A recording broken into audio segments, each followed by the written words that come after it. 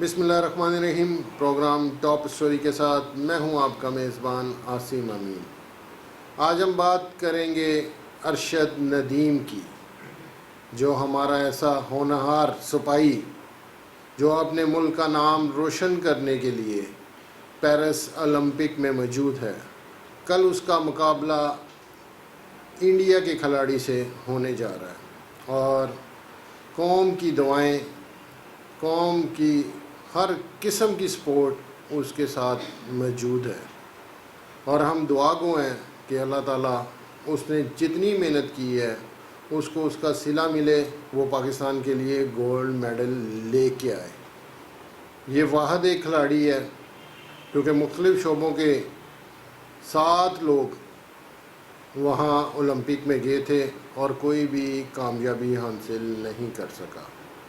یہ واحد کھلاڑی ہے اور کوشش کرتا ہے کہ میں ہمیشہ جس گیم میں ہوں اس میں گولڈ میڈل حاصل کروں۔ 2016 سے لے کے 2024 تک کی اس کی ایفرٹ آپ دیکھ لیں تو ہر ایک میچ میں اس نے کوئی نہ کوئی گولڈ میڈل ضرور لیا، وہ سونے کا ہو یا چاندی کا ہو۔ ہمارے قومی ہیرو کو سپورٹ کرنی چاہیے کہ بہت سارے ہم نے ماضی میں ایسے انٹرویو دیکھے کہ جس طرح دوسرے ملکوں میں کھلاڑی کے اوپر انویسٹمنٹ کی جاتی ہے، اس کو ہر قسم کی سہولت دی جاتی ہے، ہمارے پاکستان میں بدقسمتی سے ایسا نہیں ہوتا۔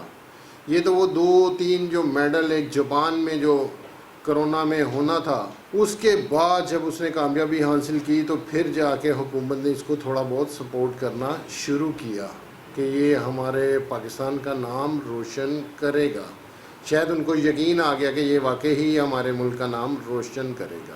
ہم دعا گو ہیں اس کے لیے۔ کل اس کا میچ فائنل پاکستان اور انڈیا کے درمیان کھیلا جائے گا، اور دوسرا کھلاڑی انڈیا کا وہ بھی ٹف ٹائم دے سکتا ہے کہ اچھا کھیل کھیلتا آ رہا ہے، وہ بھی ہمیشہ اس کے مد مقابل جب بھی کوئی فائنل یا سیمی فائنل ہوتا ہے تو یہ پاکستان اور انڈیا کا ہی ہوتا ہے۔ ارشد ندیم نے قوم سے درخواست کی ہے کہ خدا را میرے لیے دعا کیجیے گا کہ میں اس میچ میں کامیاب ہوں۔ ارشد امین کو ہم کہتے ہیں، ہماری قوم سب آپ کے لیے مسلوں پر بیٹھ کے دعائیں کی جائیں گی۔ لیجیے، آج کی تھی میری ٹاپ سٹوری۔ کل ایک نئے پروگرام کے ساتھ آپ کی خدمت میں حاضر ہوں گا۔ اپنے میزبان کو اجازت دیجیے۔ اللہ نگہبان۔